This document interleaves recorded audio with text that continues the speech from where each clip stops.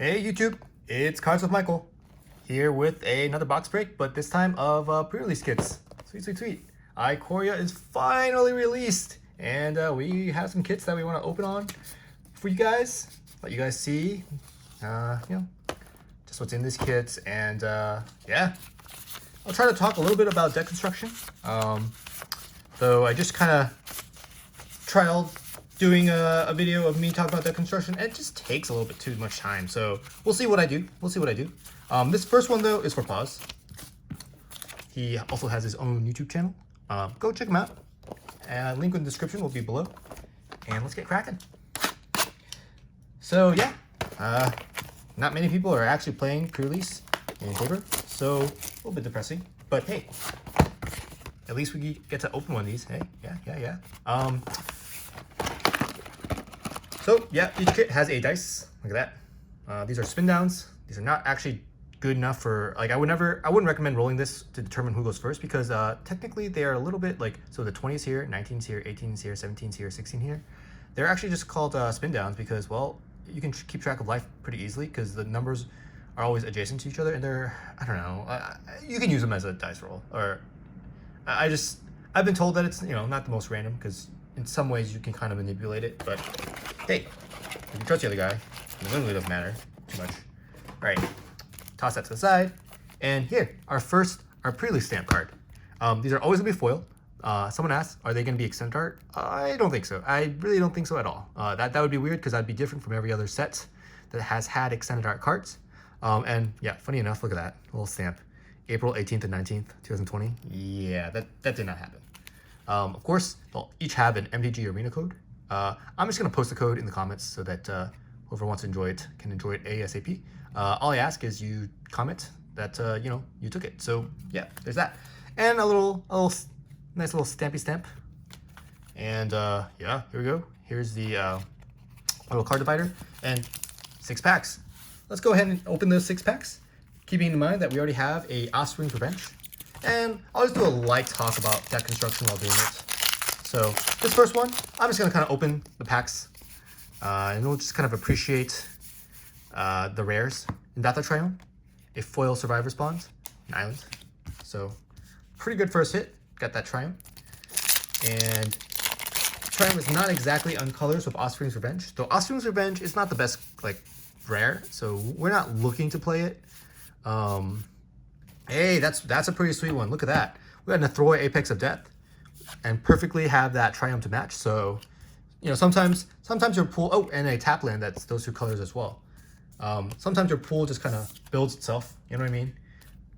So far so good. I mean, just to quickly review, Ikoria Apex of Death is a mutate card. Whenever this creature mutates, return any number of target creatures with total power 10 or less from your graveyard to the battlefield. For 7 mana, that could be insane. Like, very, very insane.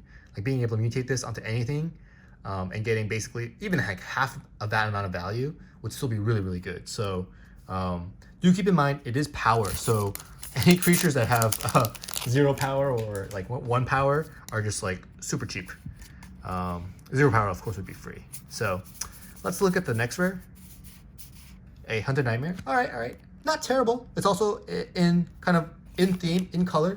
So far, the pool's kind of building itself. We don't have to make too much difficult decisions. It looks like we want to build based off what our rares are.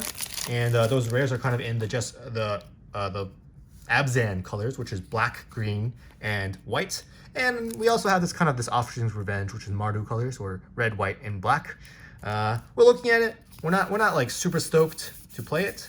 I'm just gonna put this Blood Curdle to the side. As you know, it's premium removal, instant speed, destroy target creature, and you get to put a menace counter on a creature you control, which is actually a little bit more powerful than you imagine. So, just gonna keep going through. Hey, Yadaru Wandering Monster. This is red, but it's very low costed. Like, you only need 1 red pip to cycle it, and you get a draw card to replace itself. But keep in mind, when you do cycle it, now you kind of have activated an Ikoria Apex of Death potentially.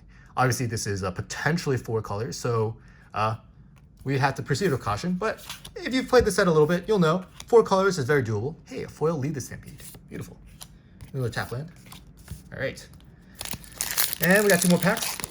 Let's go ahead and open them. All right, here we go. Ooh, what is this? A Narset of the Ancient Way. Oh my gosh.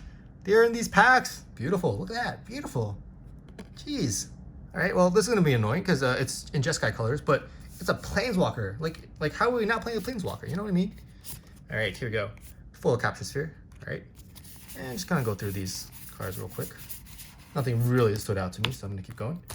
All right. All right. All right. Not bad. Not bad. Not bad at all. All right. Here we go. Okay. Here we go. See, we got Crystalline Giant. All right, this is a great rare because it's not a human, so it can be mutated on, and it can keep kind of getting a little bit better.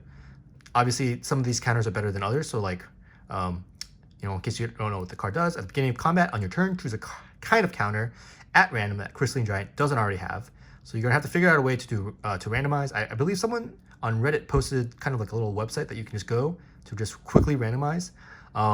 Now having one of these is fine, but like, can you imagine having multiple of these on the battlefield and you have to like randomize each one? Anyways, I don't even want to think about it. But yeah, some of these counters are better than others. Like flying is probably one of the most useful. Hexproof, obviously great. +1/+1 is obviously really good too. Some of the more useless ones would be like reach, trample, vigilance. All right. Okay, so we've opened all our packs. Now, I'm not going to build a deck because that will take a little bit too long time. But I will say, just from looking at these, like, it won't be terrible to go 5-color. We don't necessarily have all of the fixing. Let's go ahead and just grab all the fixing from the cards. All the fixing that we can find.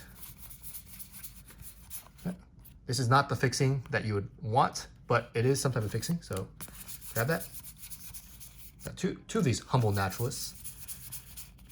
Got a nice little Zagoth Crystal. Like, it's doable. It's definitely doable. It's more doable than, oh, perfect, Evolving Wilds. Very, very good fixing. It's more doable than you can imagine. Another Blood Curdle. Definitely want to keep those kind of handy. Ew, 2 Evolving Wilds. This is actually very doable then. Very doable. So I'm not going to look at the rest of the cards. Let's just assume that we can make a playable deck if we're going to go 5 colors. But I don't think it's a bad idea to kind of keep that in the back of your head, that sealed, in this format at least, is very 5-colorable. So we have this crystal. Where's that Triome? We have a Triome.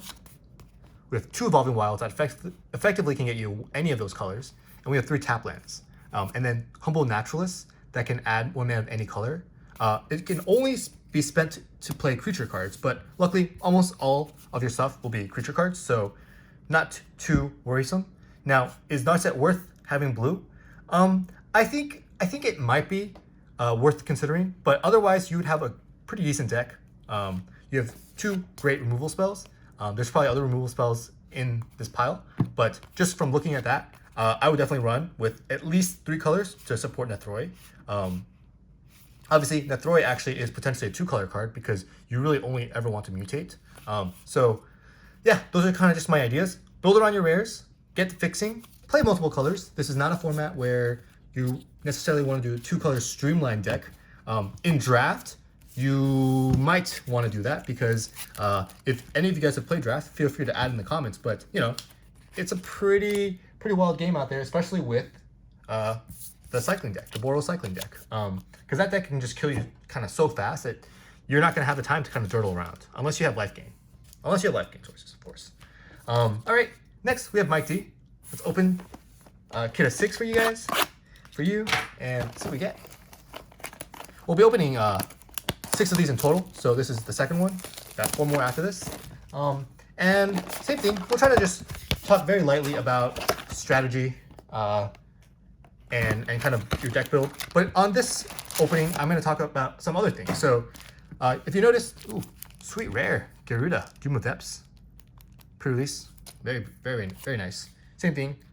The pre-release code, by the way, that I will be putting on the comments will be from my personal collection. These codes are going out to the guys that sponsored. Okay, here we go. We have 6 of these packs. Let's go ahead and open. Keeping in mind that we did open a Garuda, Doom of Depths, as our pre-release. So the next thing I'm going to talk about is kind of just opening packs. The way I opened them was not kind of what I would consider optimal. I think when opening these moving forward, yeah, of course, you know, keep in mind what the rare is. Yeah, that's great. And hey, foil rare. But to start things off when I do these seals, Doesn't matter if I'm at a Magic Fest or if I'm at a pre-release. Mythos of Bedrock is our next rare. Something that will take a quick hot second is just sorting by color. I think that's kind of one of the most... Oh, hey, a mythic! Luca, Copper Coat Outcast. Beautiful. Look at that. Beautiful. Look at that. It's just sorting by color. So I'll try to do that real quick with this pull. I might not actually fully do it. Just save you guys time so you guys understand the concept. But when you're at a Magic Fest, you'll have to open your 6 packs. If it's assuming it's a limited tournament, of course. You'll open your 6 packs, and then hey, the Ozlith. Hey, this is actually a pretty good kit. In terms of value, at least. You'll have to open your 6 packs, and you'll have to register all of them. You don't have to do that at the pre-release, obviously. And of course, once again, there is no pre-release. But what? What is this? What? Wow, Mike D. Wow. What? Oh, I don't want to get my editor to do the what the heck thing again, but seriously, what the heck? Oh my gosh. Okay, well, all right. So you know what your rares are. Sometimes sometimes your rares kind of just tell you what to build. Like, look, red is definitely a color you're gonna play. If you're gonna play red, you might as well start thinking about this Genesis Ultimatum, of course, and thinking about this Ruinous Ultimatum. So those are just thoughts that you should have. Sea Dasher Octopus is really good. So blue seems good too.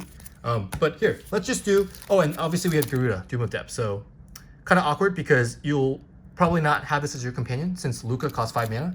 But something that you should really consider doing is just kind of doing this Wooburg pile sort. So there's 5 colors and colorless and lands. Lands we've already kind of put to the side here. But just doing this pile sort like this. I'm not going to do the rest. Also multicolored cards, of course, like that. Once you're done with that, I would take out all the cards that are kind of situational. So Light of Hope, for example, would be situational. Put the situational cards to the side because they're not really something that you would consider in your main deck. And then put cards that are really good, even though they're common or uncommon. So example, Plummet would be situational. Kind of just put that to the side. They don't need to be in your actual deck. So something else, cards that are relatively good and sealed, but are still common or uncommon. I would also potentially keep them to the side too. So like Blade Banish is something that you probably want to play. What's another card? What's another card that's pretty solid? I should also be taking out these Evolving Wilds, of course. Nothing I can see here that's pretty solid. I guess there's a Zenithflare as well, but obviously not as good in obviously it's definitely not as good in sealed because you don't get to build your 15 cycling deck. So yeah, sort by color should be one of the first things you do. Then once you sort it by color, I would take each pile of each color, and just look at how many creatures and non-creatures there are. If that pile of colors doesn't have at least 6 creatures, you might want to not make that one of your primary colors. Simple as that. Keep in mind that we do want to have about 15 creatures and 7 non-creature spells, 7 to 8 non-creature spells. That's kind of the ratio. So that'd be 23 cards in total and then 17 lands. That's kind of the go-to deck building. Now, just because the card doesn't, says creature or doesn't say creature, doesn't mean necessarily that it's, so like, for example, Luca, could you consider this a creature? No. But some spells, even though they're sorceries or instants, they definitely can be considered a creature. Just none of these so far. All right, Mike D. Awesome hits. All right, here we go. This next 2 will be for Mike M. And hopefully I'm not boring you guys with all this talk about how to build a deck and all that kind of construction stuff. I'm just trying to keep it interesting, there's a lot of things like, oh, hey, look at that. Foil pre-release Shark Typhoon stamped. I just want to make sure that, there's some education going on as well, not just blindly open packs, but also doing some blindly open packs, of course. All right, let's go through. Mythos of Luna is our rare, and let's see what the next pack holds. All right, here we go. Quartzwood Crasher. All right, on color, kind of. It's kind of hard to evaluate these mythoses if you think about it. Like this one, create a token of that's a copy of target permanent. And if you pay that teamer mana, so that red and green, you can also have it fight something. So at 4 mana, just creating a token is kind of, it's like okay. But being able to fight something, it kind of does put it over the top, but then you would have to have all 3 colors. So it's a really cool little mini game that they've kind of established. But if you think about it, oh, this is a really good example. This would be a card that's a sorcery, but I would consider it not a full creature, but like maybe like 3/4 of a creature. The reason why it's not a full creature is because, well, there needs to be a creature on the battlefield. Note that this says create a token that's a copy of target permanent. So this can be anything really. Like it can be a planeswalker, for example, like a Luca. It can be an enchantment, for example, like this Shark Typhoon. Or it can be a land. Just keep that in mind. And it can be yours or it can be your opponent's. But you know, I would say most of the time in limited, this is probably going to be copying a creature, which is why I say it's, you know, 3/4, half a creature. And what's cool is, well, you have Shark Typhoon, which cares about non-creature spells, and Mythos of Luna, which is basically kind of like a creature, but it's still considered a non-creature spell. So this is the kind of little interactions that you should be thinking about when you open, you know, Shark Typhoon. All right, here we go. What's in this? What's in this? So excited to see. Okay, Zagoth Crystal and a Cupboard. All right, not great. A foil Splendor Mare, not great, but you know, they can't all be insane. I mean, that last hit might be. All right, and another one. Here we go. Let's see what we got. Let's see what we got. Oh my gosh, another Luca? Okay. Frenzied Raptor foil. Wow, jeez. Okay. Yeah, all right. A lot of Lucas. Luca's kind of been trending up, you know? I've seen some decks do so. Oh, another Ozolith? What the heck? All right, so far so good. So far so sweet. Ozolith's just like a nice little utility artifact. I don't know if it's going to be seeing play in your limited deck. Now, if you play cards like Adaptive Shimmer, maybe. But Adaptive Shimmer is not really that great, so... Oh, but speaking of good, Pouncing Shore Shark is very good. Very good. Here, so we got 2 rares in this one. A foil Mythos of Luna and a Offspring's Revenge. All right. So, yeah, like, looking at this pool, once again, just looking at the rares, we're kind of in that Jeskai range again, potentially. Or we're in that Teamer range. Actually, no. Screw it. I think this is a Teamer type of pool. Like, I think these 3 are not that powerful to be considered, whereas both these Mythoses of Luna care about Teamer mana, and Quartzwood Crasher is a really good rare if you're able to cast it. If you play it on turn 5 and your opponent really can't answer it, and you're able to threaten being able to get, you know, through some damage and make a token, that's just so good. All right.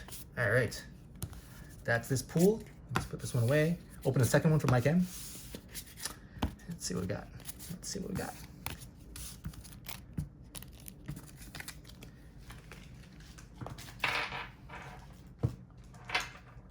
Okay, second kit for Mike M. Alright, here we go. I guess leave some feedback if you would like me to chat more in depth. Hey, that's not a bad one. A foil mythic. Riel the Everwise with a stamp. Beautiful. Little matching red dice as well. So, yeah, give me some feedback. Let me know if you'd prefer me to talk about more. Maybe just, or if you want me to just open all the packs and then chat. I'm open to anything really. I'm trying to figure out the best way to talk about these pre-release kits without boring you. This video is already 20 minutes long, so just trying to, you know, keep it reasonable. Yurion the Sky Nomads are rare, and here we go. We'll just flip through the remaining kits for now. Hey, a double ultimatum. Thinking of Double Rainbow, but I didn't do that as epically. And yeah, let's just see what good pulls we got. I mean, we already got a foil Luca. That was insane. Like foil Luca in a pre-release kit. Like, can you imagine? That would be like the best pre-release ever. Lava Brink Venture. Okay. And let's see, what do we got here? A Triome. Jeskai Triome. Beautiful. Foil Reptilian Affliction. Alright, alright. Oh gosh. Okay, it's a cup warden. Every time I see that alt art, I get excited. I think like, oh, there's no Luca in here. Look at that, cup warden. Alright, last pack. Alright, Mike M. Let's see what we got. Let's see what we got. It's a Shark Typhoon. Hey, second Shark Typhoon. I can see a deck that could be made with these two pre-release kits. You know, definitely you know, with these Rogan Triomes. Of course, the Urion. Urion, the Bird Servant. Huh. And hey, don't forget, Mythic Little Foil, Real the Everwise. Just beautiful. Just beautiful. Alright. Grab this kit. Let's put it to the side. So, we have 2 more kits left. Sponsored by Jose and Adam. And we'll just kind of fire through. Let's chat, more opening. Ooh, whoa, okay.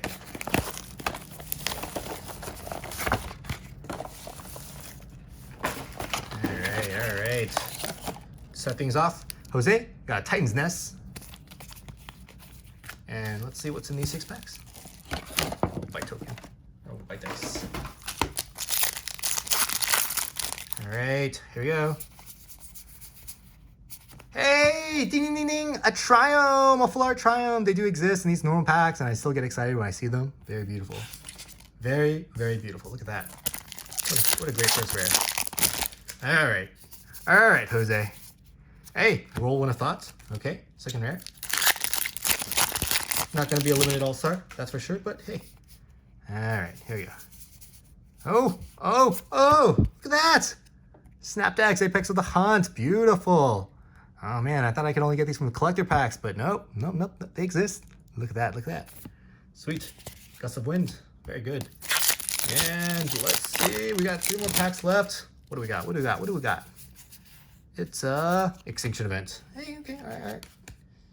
Pretty good against decks that are like Garuda decks, you know? All their cards are even, and then you just pose them. Or Obosh, all their cards are odd, and you pose them again. All right. Let's go through and speaking of Garuda Doom of Depths, right there, right for you. And last pack. All right, let's see what we got. A Lutri, the Spell Chaser, not bad at all. All right. Also a cool showcase Parcel Beast, very nice. So yeah, I think, you know, with this seems more like a reasonable, like there's no Planeswalkers. Like I can't imagine you're always gonna get a Planeswalker during your pre-release. But yeah, this is a pretty reasonable pool. Like I would expect, you know, probably always try to look to play, you know, anything mythical. But this might be one of those you know, where you look at Garuda and you're like, oh, maybe I just try to build something with Garuda. Everything's even. Yeah, no real direction from just looking at the rares. So sometimes you gotta actually look at your cards, look at your pool, and try to make a deck. And yeah, if you know, talk about it in the comments. I can do a specific video where I just break one of these kits down and just talk about how I would build it. But yeah. All right, Adam, we got one last kit for you. Let's see what we got. Adam on the kit number 6. Bonder's Enclave is our pre-release stamped card. All right, let's open these packs. Okay, here we go. Colossification is our first rare. I'll just kind of flicker through these. All right. Let's see. We got a Brokos Apex for Forever Mythic. Not too shabby. All right. And a Zerda, the Dawnbreaker. Here's our rare. All right. 1 mythic, 2 rares. 1 mythic for 5 rares is kind of what I expect, to be honest. A Voracious Great Shark, beautiful. Ooh. Definitely very, very good in limited. And didn't even get to showcase it that well. All right, 2 packs. Oh, a Dirge Bat. Yeah, look at that. Obviously not a great hit in collector packs, but in these pre-release kits, very solid. That's kind of what you want to be doing. 4 mana for a flash 3/3 flyer, but it's 6 mana cost. Crystalline Giant, nice little flexible Crystalline Giant. So like I was saying, This card is a lot better in limited, being able to kill something at instant speed, and potentially upgrading one of your creatures to a 3/3 flyer. Very, very good. And a Crystalline Giant. Hey, that's your kit. All right, we're done. Obviously I have more kits left. I'll think about how to open them, kind of keep things interesting. But you know, if you guys just want to see more openings, where I just open them and then say, hey, sweet or not sweet, happy to do that as well. So with that being said, this video is done. That was for you, Adam. Thank you guys so much for sponsoring, and until the next one.